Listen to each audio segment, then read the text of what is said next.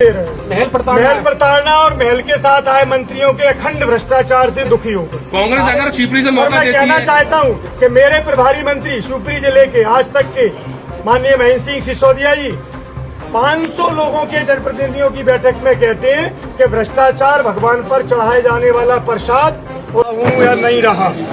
मैंने सदैव जनसेवा को महत्व दिया है।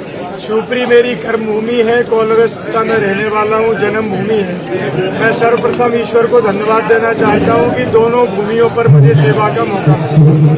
पर वर्तमान समय में भारतीय जनता पार्टी से कांग्रेस से विधायक होकर जनसेवक हूँ।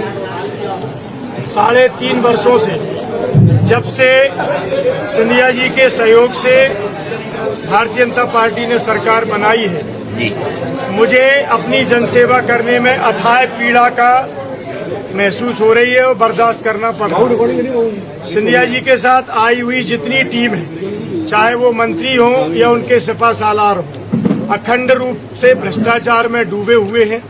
3.5 वर्षों में मैंने जनसेवा में जो योजनाएं केंद्र और प्रदेश सरकार की थी, जिनको मैं अपने अनुभव, अपने प्रयास, अपनी मेहनत से ला सकता था, मैं संक्षिप्त में ही कहूंगा कि कांग्रेस विधानसभा में आज 75 साल में छूटे हुए वो हर काम को अंजाम दिया है मैंने। चाहे वो पानी की योजनाएं हो, नल जल योजनाएं हो, कॉलेज हो, सेंट्रल स्कूल हो, बस स्टैंड हो, हाउसिंग बोर्ड कॉलोनी हो, बिजली के स्टेशन हो, सड़कें हो, अमृत सरोवर तालाब हो, सभी से मैंने अपनी जन्मभूमि को सिंचित किया है। लेकिन हर काम में, चाहे वो प्रभारी मंत्री हो, चाहे वो बिजली मंत्री हो, सभी ने मिलकर के पूरी ताकत से मेरे विकास कार्यों को रोका है।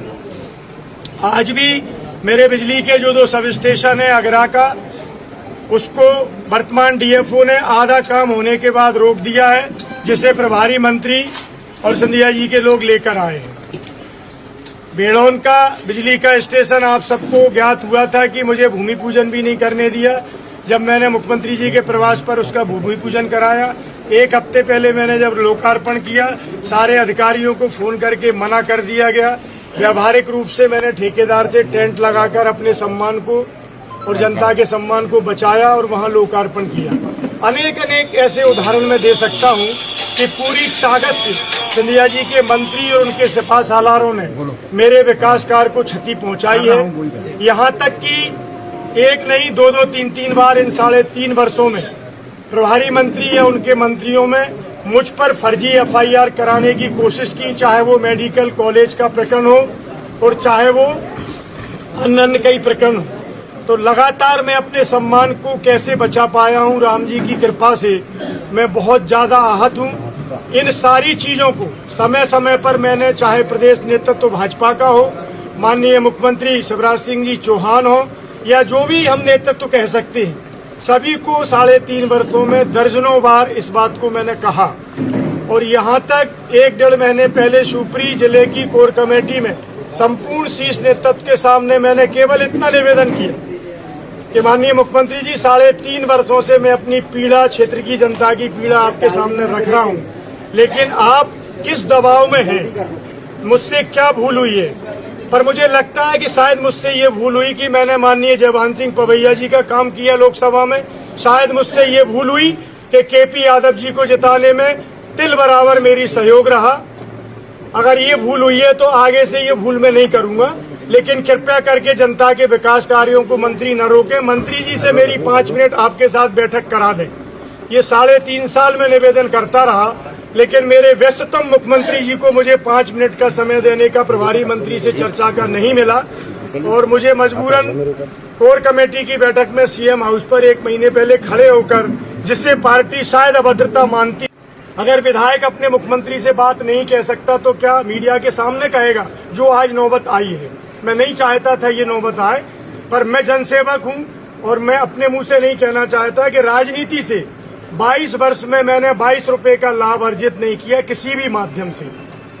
अपने मेहनत की कमाई से, मेरे बेटों के व्यापार की मेहनत की कमाई से मैंने सारे चुनाव लड़े हैं, सारी जनसेवा की है। चाहे वो गौ सेवा की हम बात करें, चाहे मानव सेवा की करें, मैंने कांग्रेस विधानसभा में अपनी सेवा के सारे प्रयत्न करने की कोशिश की है। पर जब मुझे लगा कि भारतीय जनता पार्टी में ग्वालियर चंबल में या ग्वालियर गुना लोकसभा में भारतीय जनता पार्टी हमारी बात को सुनना नहीं चाहती है। व्यक्ति विशेष और किसी परिवार के दबाव में मूल भारतीय जनता पार्टी के कार्यकर्ता को यहाँ कोई शरण नहीं मिलने वाली है। तो मुझे लगा कि मुझे अब निश्चित रूप से इस परिवार से पृथक होना चाहिए और इन पीड़ाओं के कारण मैं आज ये निर्णय ले रहा हूँ। प्रमुख कारण यही है। दूसरा कारण है, जैसे मैंने विधानसभा में शिवपुरी जिले के 2 वर्ष से चल रहे 84 करोड़ के घोटाले की बात उठाई विधानसभा प्रश्न के माध्यम से, तो मेरी शायद पार्टी को ठीक नहीं लगा हो, पर मैंने चर्चा की। उस चर्चा में केपी सिंह जी भी बोले, कांग्रेस के विधायक। लेकिन मुझे दुख है कहते हुए उन किसान भाइयों को हौसला और हिम्मत देना चाहता हूं जिनके 10-10, 20-20 लाख रुपए जमा हैं, जिनके घर में दुर्भाग्य से किसी के कैंसर है, किसी की बच्ची की शादी होना है। लगातार 3 साल प्रयास करने के बाद उस विषय पर भी ना विधानसभा में गंभीरता से लिया गया, ना माननीय मंत्री अरविंद भदौरिया जी सहकारिता मंत्री ने उस विषय को लिया। अनेक बार, दर्जनों बार चर्चा करने के बाद मैं हताश हो गया और आज वो जो गरीब किसान जिसका 10 लाख, 5 लाख, 20 लाख जमा है, उसको 2-2 हजार रुपए एक बार जाने पे मिल रहे हैं। तो इस तरह की अनदेखी करना जन समस्याओं की, सहकारिता घोटाला, और चाहे गौ सेवा की बात करें, मैंने 2 बार विधानसभा प्रश्न लगाए हैं पिछले 1 सालों में कि गौ माता को केवल 15 रुपए आप अनुमान देते हो और 30 रुपए मिलता है आपका उत्तर प्रदेश में, और पड़ोस के राज्य कांग्रेस शासित राज्य राजस्थान में भी इससे अधिक मिलता है। तो मैंने विधानसभा प्रश्न के माध्यम से भी गौ माता की चिंता करने की कोशिश की, क्योंकि मेरा विशेष लगाव है और इस लगाव को आप महसूस कर सकते हैं कि धर्मपुरा आदर्श गौशाला में